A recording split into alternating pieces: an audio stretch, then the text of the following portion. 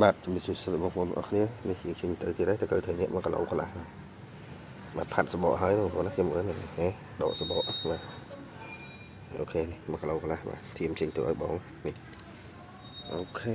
អរគុណច្រើនបងសម្រាប់ការគ្រប់គ្រងបាទបងប្អូនដែលមានតម្រូវការអាចទៅមកបានណាហ្នឹងហើយគាត់យកទៅចែកគ្នាដែរណាហ្នឹងទៅវាល្អដែរធៀមមកគាត់ធៀមលេងសัตว์បាទតែពេលអញ្ចឹងគាត់ទិញមកកន្លោកន្លះយកទៅចែកគ្នាបាទម្នាក់កន្លះគីឡូបាន3នាក់អូខេអរគុណច្រើនបងសម្រាប់ការគ្រប់គ្រងទៅខាងសាមង្គលហើយនឹង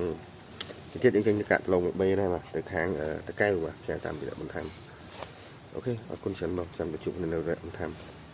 អូខេបាទជម្រាបសួរបងប្អូនអរគ្នាថ្ងៃនេះយើងចេញទៅដួងកន្លះគីឡូ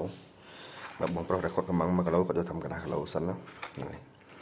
បងប្រុសម្នាក់គាត់បានកំងនេះទៅខាងទៅខ្មៅបាទត្រីពីរដបដាក់ឲ្យគាត់បាទអូខេអរគុណច្រើនមកសម្រាប់ការគ្រប់គ្រងបាទថ្ងៃនេះចេញទៅ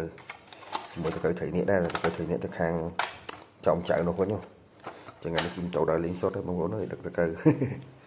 អូខេអរគុណច្រើនបងប្អូនដែលមានតម្រូវការអាចទៅមកបាន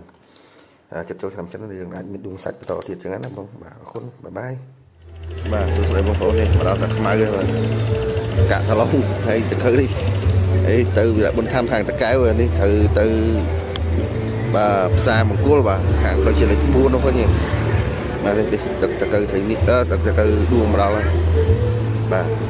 K05 បាទនៅខាងទឹកខ្មៅអរគុណច្រើនបងប្អូនសម្រាប់ការគ្រប់គ្រងបងប្អូនមានតម្រូវការអាចទៅមកបានណាបាទចាំជួបគ្នាតទៅទៀតអូខេនេះបងប្អូនទាំងអស់គ្នាបន្តពីយើងតម្លាក់ទៅដួងហើយទៅត្រីនេះឲ្យបងហើយឥឡូវយើងផ្ដើមយក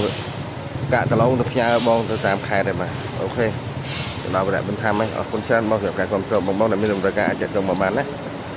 បាទអូខេបាយបាយ